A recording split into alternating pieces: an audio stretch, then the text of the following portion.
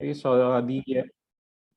so simply click the got it button for that one. Sorry, the instruction once again is using the scale of 1 to 10. 1 for not so good and 10 for great. Kindly type in the chat box how you're feeling this afternoon. And section A lang po ah. Tingnan natin. Ano ba ang average natin? 8, 7. Can I ask for the assistance of those teaching accounting to average the responses? I think it's somewhere between 8.67.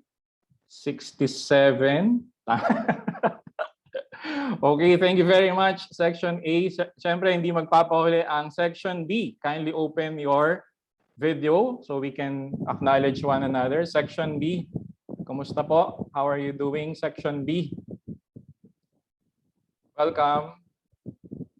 And now, my request to you is a bit challenging. Mag-isip kayo siguro ng mga 10 seconds. No? To lift your energy level, what do you normally do? In one word, what is your go-to activity to energize yourself on any given day?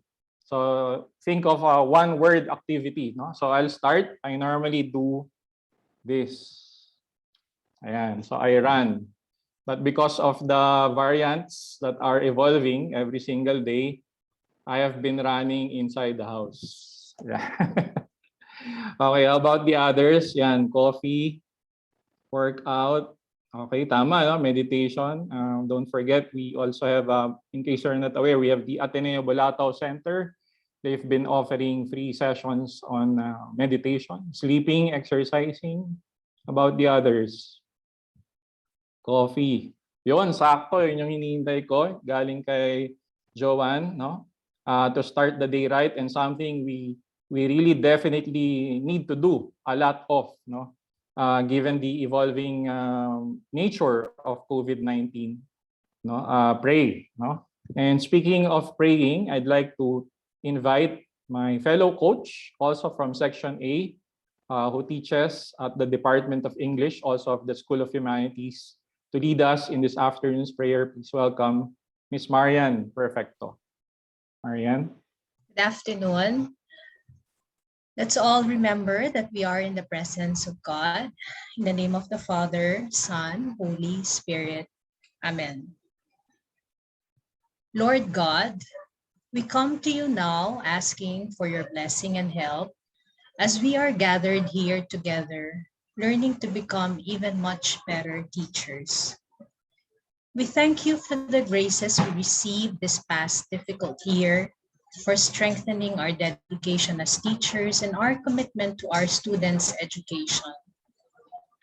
Please fill our hearts with courage and strength so we may rise to every challenge and not grow weary. Fill us with your wisdom so that we may guide and help others, especially at this time of change and uncertainty. Fill us with your peace so that when stress and anxiety come, we would not feel too overwhelmed. Fill us with your joy so that we may be able to share with our students the passion that we have for what we teach. We ask this through Christ our Lord. Amen. Thank you very much, Marian, for that very meaningful and very relevant prayer to start our session this afternoon. Before I introduce our resource speaker, I'd like to request all our participants to kindly take note that you are free to post your questions in the chat box, so I can read them after the talk. Alternatively, you're also most welcome to raise your hand using the raise hand button and unmute yourself to post your question. So our resource speaker for today's webinar is the Dean of the Ateneo Gokong Wei Brothers School of Education and Learning Design, or GB SILD. He is also the founding director of the Ateneo de Manila Institute for the Science and Art of Learning and Teaching, or SOLT. Recently, he turned over the helm to Galvin, who has been our guide and mentor in providing coaching assistance, no, to our present batch or batches of ADL participants. He obtained his doctorate in education from the University College London in the United Kingdom and the Nanyang Technical University in Singapore. Among his many books, yes, he has written quite a number of books, is Learning by Refraction, no? Which is actually, I believe, the inspiration for the ADL course. A book that he co-authored with Rita J. Atienza, who also happens to be one of our upcoming webinar participants. To discuss designing competence-based modules, please welcome from the Society of Jesus, Father Johnny C. Go. Thank you, Vaughn, for the introduction. Good afternoon, everyone. I'm happy to be here for this first webinar for ADL. I understand that you are the cohort that wasn't able to take it last year, no? I don't know if you're aware, but last year we all scrambled to offer some kind of training to our faculty. But upon the suggestion of then incoming University President Father Bobby Yap, we offered this course, Adaptive Design for Learning, to our colleagues from the Jesuit network of schools and universities in the Philippines. So it's actually been offered to a lot more people than our own faculty, you know. And I think what distinguishes this course from the usual courses offered in other universities to go online is that it wasn't, as you may have noticed, it's not focused on technology. It's about really learning and teaching in the online environment, no? So I don't think we'll take up an hour and a half for this webinar. I'm sure you're disappointed, but basically, I'd like to just focus on some of the big ideas of the first couple of modules, so that in case you have questions, this would be a good occasion to just raise your questions. So as Vaughn suggested earlier, you can type your questions in the chat box, or later on during the Q&A, you can unmute yourself and raise your question. Okay, so the topic assigned to me is planning competence-based modules. So, but before I talk about that, I just want to say that, you know, we'd like to invite you to think of ADL as some kind of convenience store. No, the idea here is instead of instead of our faculty going online and starting from scratch to scramble for how to offer learning and teaching online, we thought we would curate the best ideas and the best possible tools, no, and put them in one place so that you would be able to shop around. So the idea is we are offering you what we consider the best ideas pedagogically for online learning, and also some of the tools that you could possibly use. But at the end of the day, as we always said since last year, the faculty is in the best position to exercise the judgment which of these ideas and tools should be used for their class. No? After all, you know your students best and you know your disciplines best. So please feel free to use your judgment. Okay. So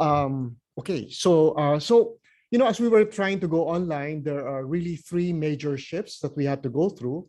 And the first, of course, is instead of counting or measuring our courses in terms of sessions and weeks, now we have to think of them in terms of modules. No? And then also we used to measure our classes in terms of contact time, but now we're thinking in terms of learning time. No? And finally, we used to aim for knowledge, skills, and attitudes, but now in greater compliance as well to OBE, outcomes-based education, we're thinking more in terms of competences. No? So basically, this session is going to be about how can you design your modules in such a way that they are based on learning time and also on competences. Okay, so so first of all, it's important to think of your 3-unit course, no, in terms of modules. No? And by modules, we really mean a set of topics that you'd like to cover. No? But how do you organize these modules? No? Our suggestion is it's best to design your modules based on learning outcomes, in this case, competences, no? As well as estimated learning time. So I'll talk to you about learning time first, and then I'll talk to you about competences. No? So in terms of learning hours, learning time, we're trying to shift from thinking in terms of class hours to learning hours. No? Whereas before, we used to think of a 3-unit course as meeting 3 times a week. Now, since not all the sessions will be synchronous, there are asynchronous sessions, we need to estimate the learning time in terms of learning hours. No? What do we mean by learning time? No?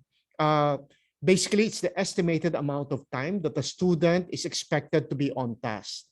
And by on task, we mean not necessarily with a teacher. No, they don't have to be in contact or in doing engage in an interaction with a teacher. They're not even necessarily online or not even on screen. No, so it's possible for you, for example, to assign a reading, a real, a hard copy. So they're on task. They're not on screen. They're not online, but it's still part of learning time. So the idea is, as you try to imagine what you're asking your students to do in your course, you have to sort of estimate the learning time, which includes not only the Zoom sessions, but also the asynchronous tasks. No? Okay. So here are some examples: reading an assigned reference material, watching or listening to a live or pre-recorded lecture, participating in a discussion, whether that's on Zoom or asynchronous in the discussion forum, working on an individual task or group project, or taking an assessment. So as you can see, this whole array of tasks, they're all part of the learning time. So it's up to you to sort of make an estimate how much time it's going to take your students. So our recommendation is that for every 3-unit course, you more or less estimate 48 to 60 learning hours. Actually, we made this recommendation because in consideration of the pandemic. In reality, we would actually propose 150 learning hours per 3-unit course. But when we consulted our resident psychologists as we were shifting to online learning and teaching, we were advised that even if family members or the student himself or herself is not affected directly by COVID, the pandemic is already stressful enough as it is. So we were advised to lower the learning hours. So 48 to 60 learning hours per 3-unit course. So that's approximately 8 to 10 hours per module for 6, if you're planning a 6-module course. Okay. Of course, truth be told, some teachers are very good in estimating learning hours. That their estimate is quite realistic. Others are not. So, but we learn as we do this. So let's just calibrate. And one suggestion in terms of estimating learning time is to consult with your colleagues in your department, because they've already had a 1-year experience. So they probably got feedback from their students already. Actually, the good news about your situation is that I think compared to the cohort last year, we were all frantic. We were all really worried and anxious and uncertain about how to go about things. But after 1 year of fumbling and learning on the job, I think we are much more competent and much more confident now. So at least you can turn to your colleagues when it comes to things like this. You can consult them about learning time. Last year, we didn't really know what to do, to be honest with you. We were really learning on the job. So that's good news for you, I guess. So in terms of learning time, as I said earlier, it's not just when they're in class. It's not just when they're online or on screen. So on task means any task that they're engaged in, which is part of the learning, part of the module, whether they're on screen or even online or not, or whether they're interacting with you or not. Okay, I'm gonna pause here for a while and just ask you if you have questions so far in terms of learning time.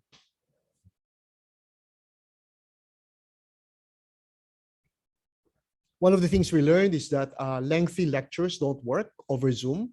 So it's always good to chunk up your lectures, to stop after a few minutes and just check in with your students if there are any questions or difficulties, or just to give them time to think. Okay. We encountered a question from one of our participants regarding learning time. He was asking, what if he really needs to exceed that number, the 60 hours, because he wanted to give justice to the material? How much leeway is he given, or are we really very firm about the 60-hour learning time? Well, Thank you. we're not, thank you, Vaughn, for that. Actually, we don't police the faculty, and this is only a recommendation. And as I said earlier, at the end of the day, the faculty teaching the course knows the students best and knows the discipline best, and can exercise his or her judgment. No, the only thing we want to say is that all of us value what we're teaching. No, all of us are reluctant to let go of content. However, whether we like it or not, if our students are too stressed, no, if the amount of work we're assigning to our students is too much, there will be no learning anyway. Even if you cover a lot of ground, if they are not, if they're overwhelmed and stressed out, they're not going to learn anyway. So my suggestion is, on the one hand, I want to say that you are completely free to make your decisions and no one's going to police you.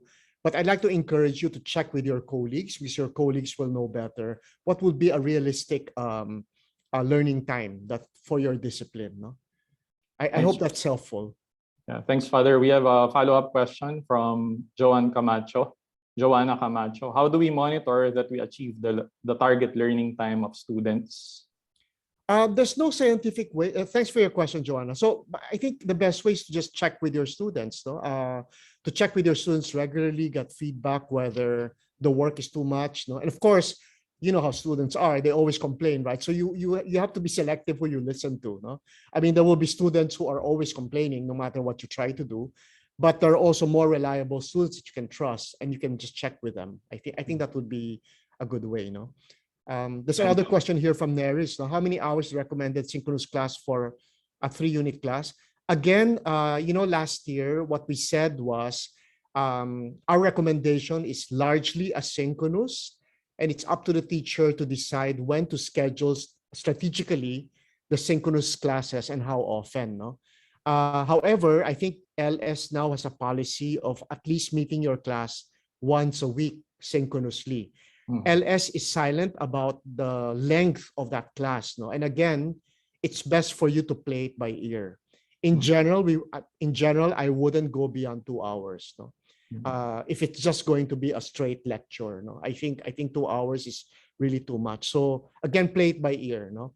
And again, I think your best resource is to ask your colleagues in your department, because you're teaching similar subjects, or if not the same subject. So they would have had experience already. No? I think Tina Barbin's question is related to that insight, Father.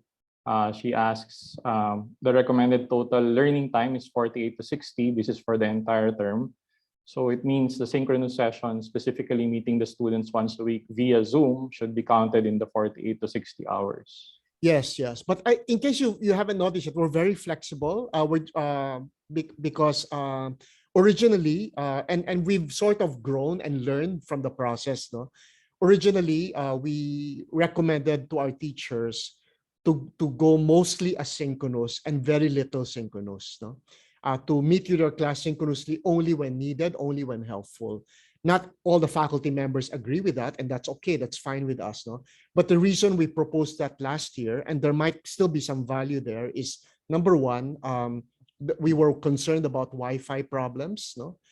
If we made the synchronous sessions too often, our students might miss out on a lot. So we thought maybe as a start, we will recommend more asynchronous, no.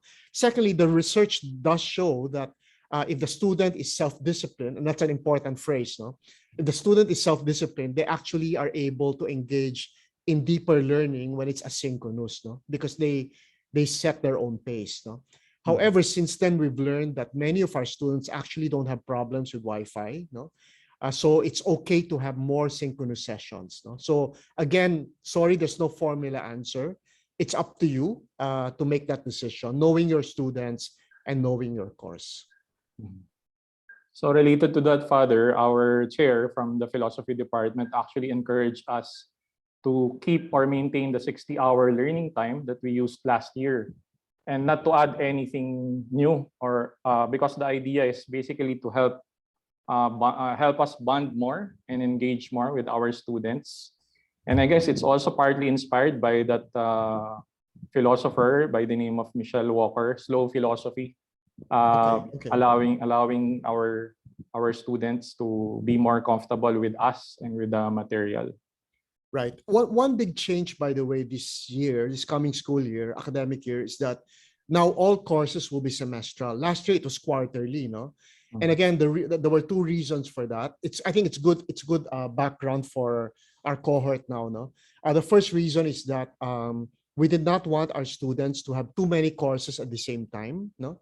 And secondly, we wanted to give time to our teachers to design their courses, because at least if I'm teaching only the first quarter, I can spend the second quarter to design a course. No, but the decision of the VPLS Council is that now we are ready to go semestral. However, the condition there is you're not supposed to add more content. The same learning time pa rin, no? 48 to 60, but it will allow deeper learning and deeper bonding with one another, as Von said. No, okay.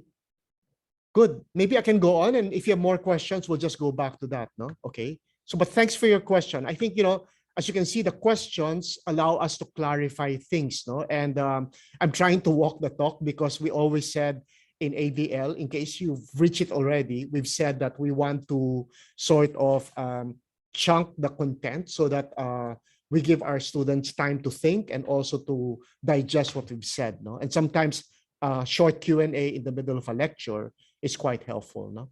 Okay, now let's talk about competence, no? Okay, so now we're talking about the desired learning outcomes for your course, no? Some of you, you probably are inheriting the courses designed by your colleagues last year, and it'll be great if you can improve and tweak the courses that designed, no? I'm sure no course design is perfect, especially because we were all rushing last year, no? You're actually in a very good position to tweak it, make it better.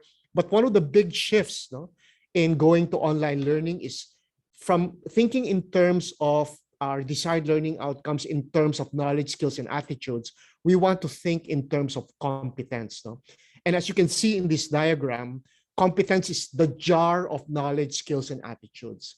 So a competence is a set of knowledge, skills, and attitudes. And it's good to articulate that, no, for your course. Usually our program learning outcomes, no, are articulated in terms of competences. So some competences for your program might already be useful for your course. No? So anyway, let me go through this. No? So a competence is what we hope our students will acquire at the completion of a course so that they can use the knowledge, skills, and attitudes that they've learned beyond the classroom. No? So we don't just want them to use their knowledge, skills, and attitudes for the exam. We want them to actually apply it in the real world, no? Okay. So it is competence that distinguishes successful learners, no? They are able to draw from the repertoire of knowledge, skills, and attitudes selectively and wisely so that they're able to use them effectively in real life, no? I just learned IRL this morning, actually, for my students in real life, though, yon. Okay, anyway, so the point here, I think the key phrases here is selectively and wisely. So they have a repertoire of knowledge, skills, and attitudes in a particular discipline, for example, philosophy, no? And then they should be able to choose which of these do I need, no, to apply them in real life, no? And I should be able to select them wisely and use them wisely. Okay, so that's what a competence is. It's what real people do in the real world. No, so we have a set of examples. So, for example, in history, no, the first bullet point is a knowledge. No, an example of a learning outcome expressed in terms of knowledge. But the second bullet point is a competence. And look at the difference. No, the first one, knowing all the important historical figures, dates, and events in the French Revolution. Those are facts, right? And you can Google them. That's knowledge. They're important. They're valuable. No?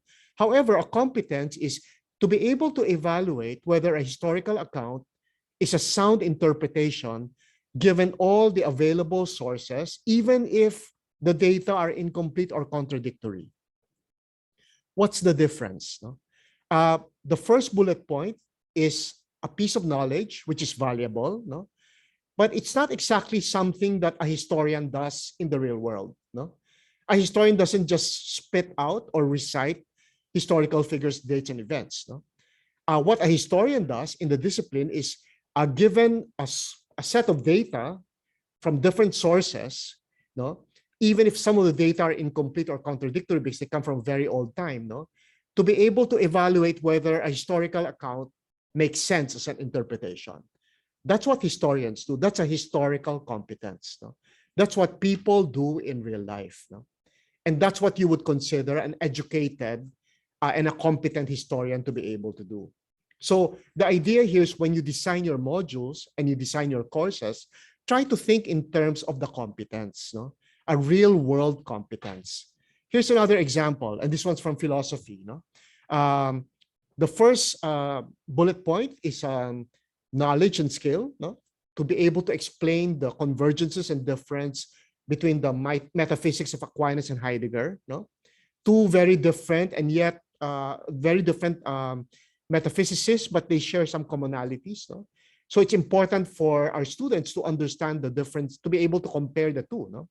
However, competence is to be able to use one's understanding of the major philosophers like Aquinas and Heidegger to evaluate the contribution and impact of somebody like Heidegger in the history of thought.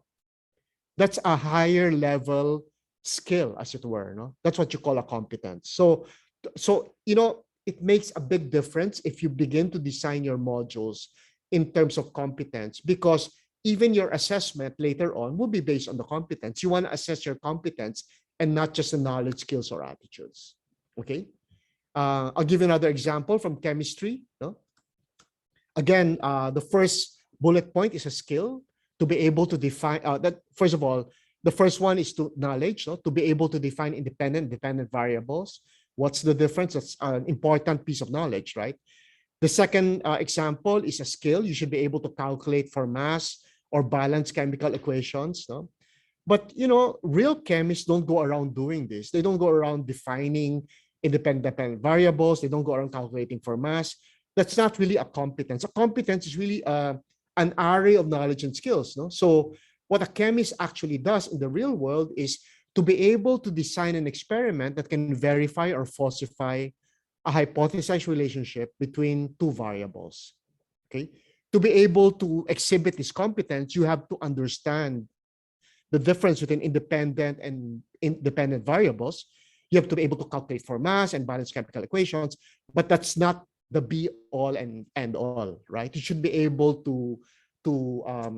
in short, you should be able to verify a hypothesis by designing an experiment. This is what chemists do in real life. No? Some more examples. I have three more examples. So here for medicine, no? Knowing the symptoms of a wide range of infections and their remedies, that's important knowledge. No?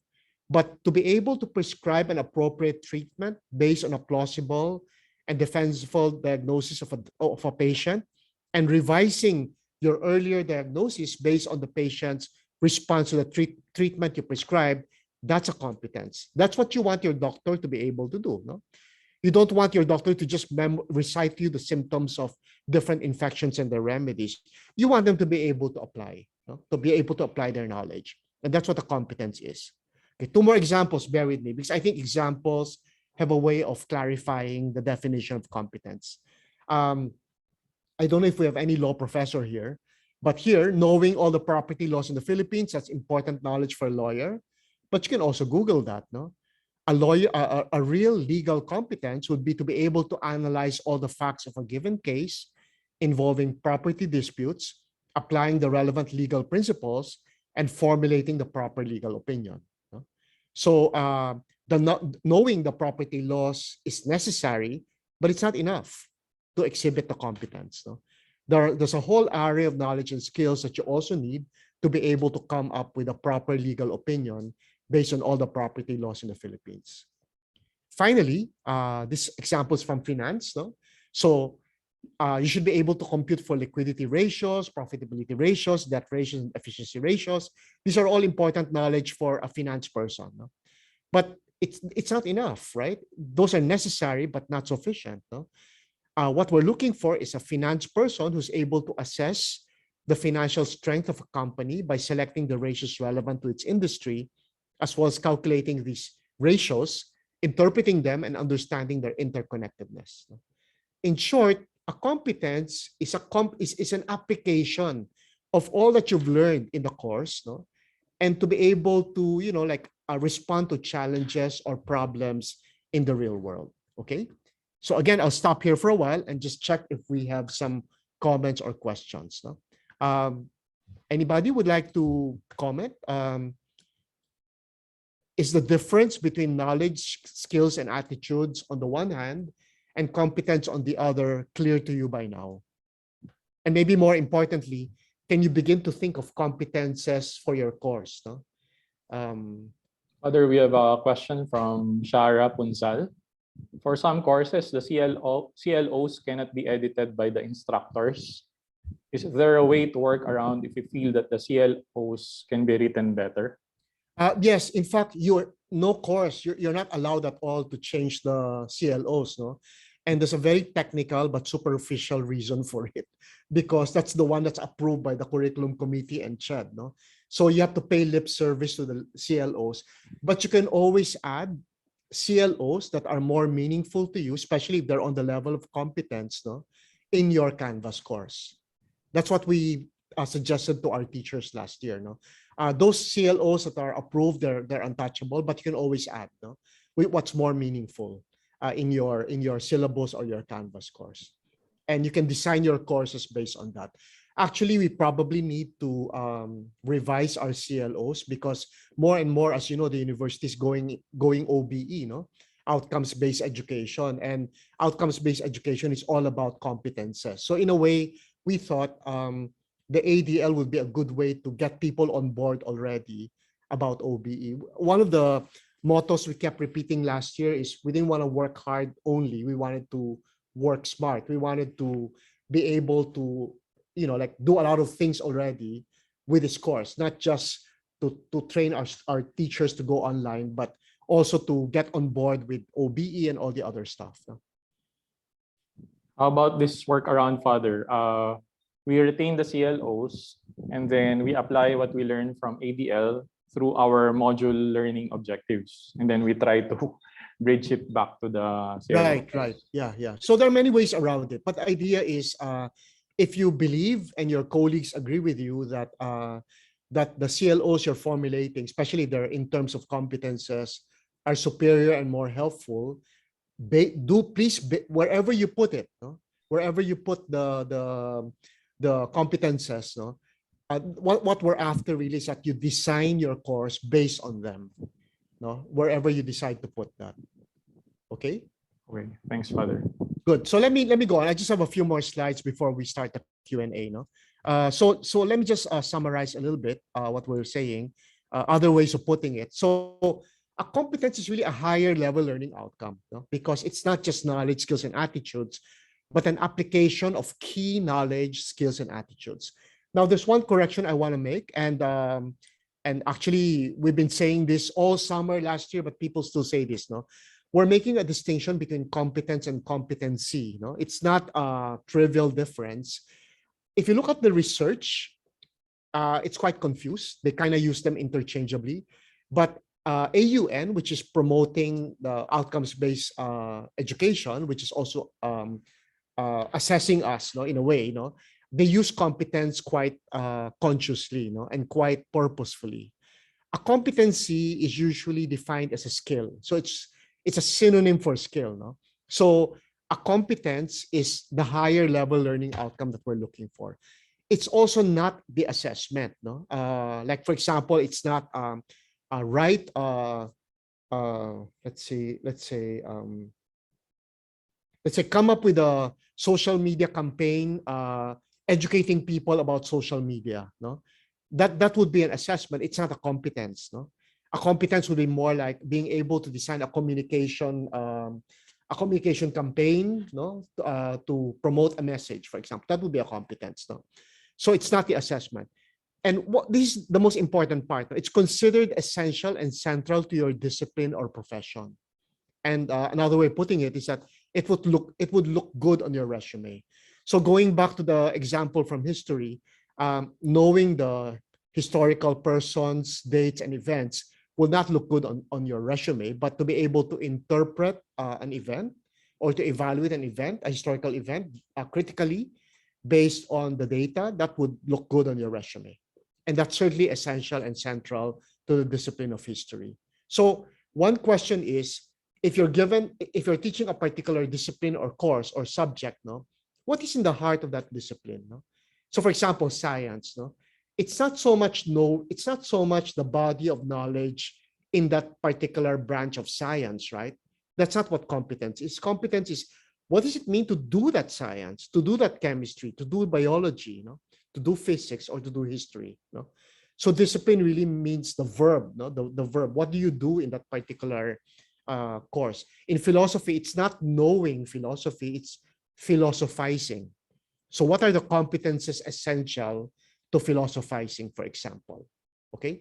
I really think a conversation about competences among your colleagues can be very provocative and very enriching. And that's what we tried to encourage last year among our faculty, while they weren't, in the midst of all the stress and anxiety. So a competence and application of the key knowledge, skills, and attitudes. But what kind of application? It should entail key knowledge, skills, and attitudes.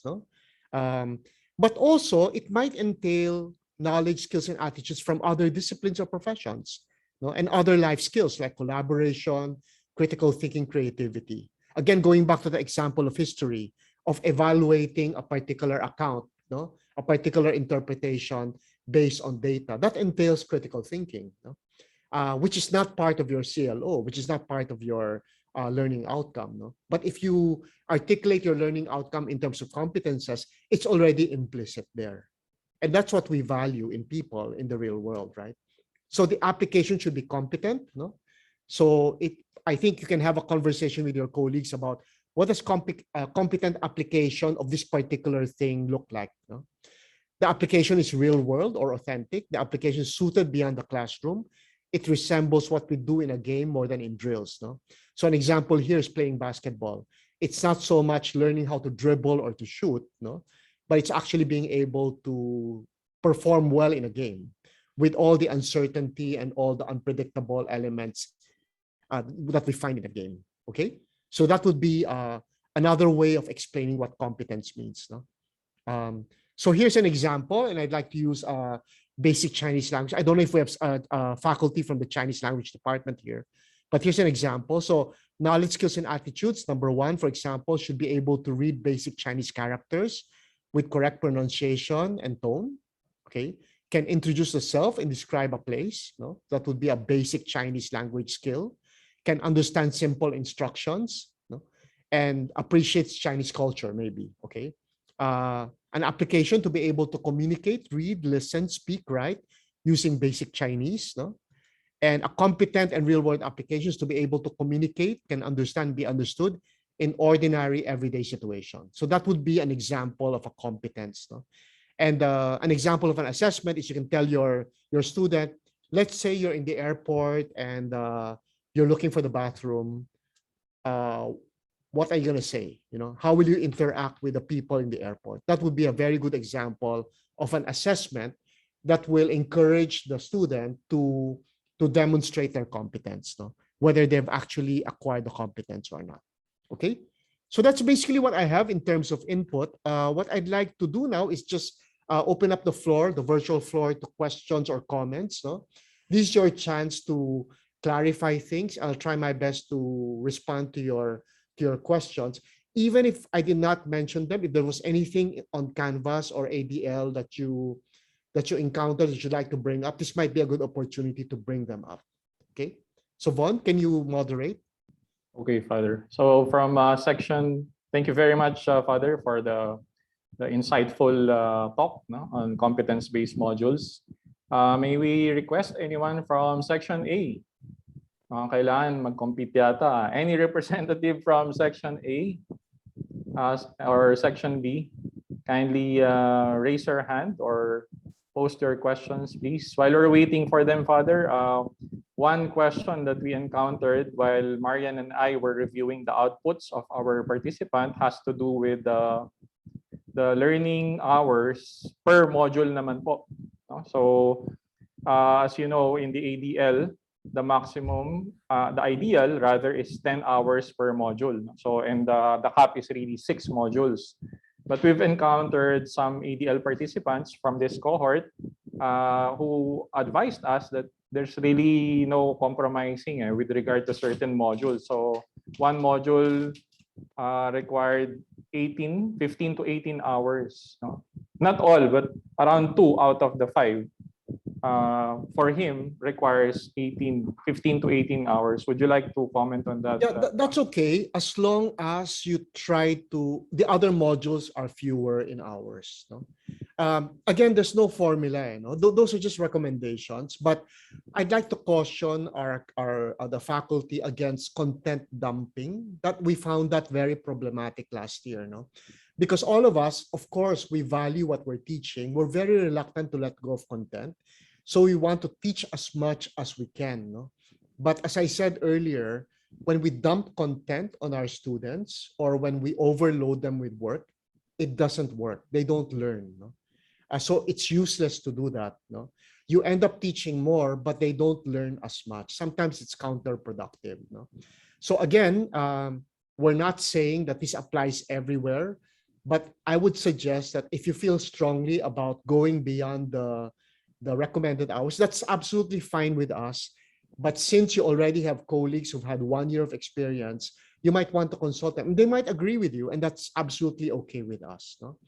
So again, flexibility is important, but we need to be open. No? We need to be mindful of the context of our students. But at the same time, of course, we want them to learn. So I appreciate the concern and the passion of our teachers that we really want to do a good job. No? So again, my best suggestion would be maybe consult with your colleagues in your department, especially those who've taught that course before already. I don't know about the other faculty here, no, though like Marian and Von, but I learned a lot last year. No? So, we designed the ADL course, we had some recommendations, but in the process of teaching last year, obviously I learned a lot and I adjusted. No? And so I think there's a lot of accumulated wisdom of practice, no, among our faculty this year. That's why we're having this, by the way, if I may promote the ABC study, no, the Ateneo Blue Cloud study. If you're first time teaching this year, then you're not including the survey, but we'd like to really harvest the learning of our faculty and come up with a report, no, to share with the community. So just to build on that insight by Father Johnny, in my case, I actually profited a lot from the messenger chat that I formed with my colleagues. Our chair encouraged us to form groups of 3 to 4. It was basically for the ADL homework, but we have stuck with each other for the past 12 months already, no? To a point where we've been discussing even non-academic matters. No? So Angelo has a question, Father, related to what we're discussing now. Would the ADL, as said previously, I understand that the 60-hour maximum learning time was used initially for quarters, and now it will become semestral. So would the ADL have suggestions in pacing? I've been given a course pack for intersession, but I'm unsure how to split it up throughout the upcoming term. I know it varies per context, but is there a sort of rule of thumb to aid in pacing content throughout the semester, taking into account the estimated learning time of modules? And I think Joanne's question is related to this. Given the shift from quarterly to semestral, are we going to revise syllabus based on competency-based modules? Okay, first of all, the syllabus is already supposed to be competence-based. No? It's already supposed to be that. Secondly, when the decision was made that we should go semestral, I think the understanding is that we're not supposed to add more content, no? Because when we came up with when we went through the training for ADL, we were saying that even if it's for 1 quarter, the content should be the same as semester. What will change is actually the pacing. No? With regard to Angelo, for example, the intersession is different. No? I just taught an intersession course. Today was my last day, and it's very different from the quarterly and semestral because it's really so much shorter. No? So actually, the number of modules I taught this intersession, this was only 3 modules. No? But in a semester or quarterly, it would be 6 modules. Okay, so it's important, I think, to sort of distinguish the intersession from quarterly semestral. So there will be a bigger change if you're going from an intersession to a semestral. You may have to add content, no? But I don't know what the course pack looks like. So might be good, Angelo, if you consult the person who designed it, the team that designed it, and ask them if they actually cut down on the content already for the intersession. No? Because most faculty I know cut down for the intersession. It's 6 weeks too short. No? But for the quarterly to semestral, the difference is really pacing. No? Actually, last year, I taught a quarterly course in Ateneo, and I taught a semestral course in UP. No? And I could really see the difference. No? The difference is that obviously I was more relaxed in UP. No? But ang kawawa yung mga estudyante kasi they had so many courses that they were taking at the same time and did not go through ADL or any orientation about being, not dumping content on the students. So a lot of them were freaking out actually. But I could really, for the teacher, it's actually easier to teach semestral because without adding more content, you're more relaxed. No? The Ateneo South Institute under Galvin has been requested by Doc Marlu to come up with some guidelines on how to sort of adjust the pacing. And I think we will come out with a guideline soon and maybe a webinar. So I think that we can more fully discuss that in that webinar. Thanks, Father. Also related to that, I'd like to promote the ADL exchange recordings.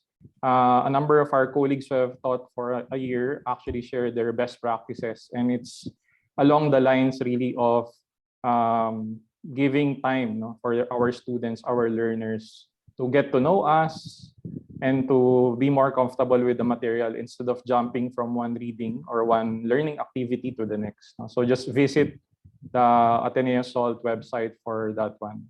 Sorry, I think it's under the GB sealed website.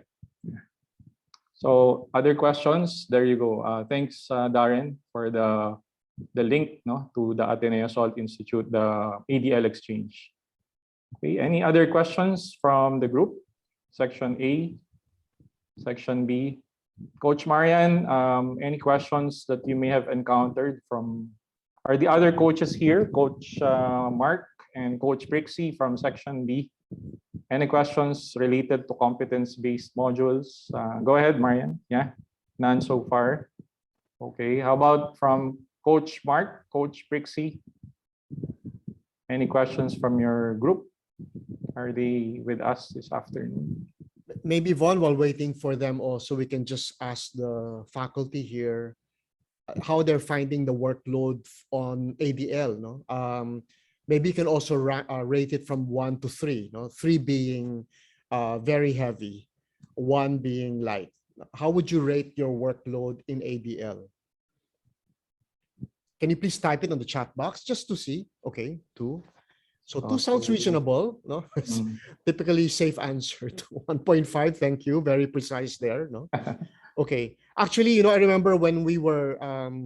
It's a project-based course because we wanted our faculty to really learn by doing. No, and but it's teamwork. It's a team project. I think our situation is very different from last year. Last year we were all freaked out. It was really, we were so uncertain. But at least now you have a course packs shared with you, existing courses for most of you. I think you really just have to improve, I think, or tweak them if necessary. So, and learn from and use the lessons that were learned. I remember we got some feedback last year that it's so much work, and we told them, well, it's not Netflix, right? You're not supposed to. You're supposed to learn and you're supposed to do the work. So, but at least I think the worst is over for us, no. And I'm very confident that with your input, the courses design will even become better. No? Because that's what happens. So the course really gets better with time. Just to reinforce that, Father, they can also frame it from the perspective of submitting the syllabi. No? The syllabi are due August 13. So you can look at the ADL as a way of organizing your preparation and enriching your preparation instead of simply focusing on what to teach. You focus also on how the effectiveness of teaching the material. And on that note, I'd like to also remind our ADL participants that Coach Marian and I are still offering the incentive that we promised you. If you are part of the early bird for each of the modules, not only will you receive feedback From the peer assigned to review your work, you will also receive individualized feedback from Coach Marian and me. And I think sina Coach Mark and Coach Prixie also have their own incentives. So kanya-kanyang gimmick, and we'd like to highly encourage you to make the most out of the modules that are lined up. Next week, we're supposed to start with module 3 already. So are there other questions from the group? Any other concerns on ADL? Going once, going twice. Okay, so kung wala na, Father Johnny, thank you so much for your time. Thank you for your insights, your inputs this afternoon. I'd like to take the opportunity to remind everyone about 3 items. Number 1 is the due date for your module 2 assignment.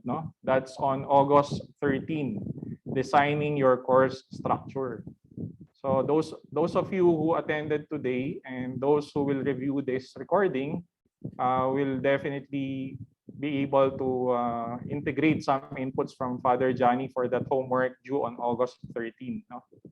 Number 2, as I mentioned, by Monday, August 9, we're already supposed to start module 3, designing assessments. And lastly, we look forward to seeing you on August 16 for our next webinar on designing assessments. Okay, so kung wala na po talaga, on behalf of the SALT team, particularly Darren and Jen, the wind beneath our wings, and our director, Galvin Ngo, who cannot be here because of another commitment. Marian, Mark, Prixie, and I thank everybody for actively participating today.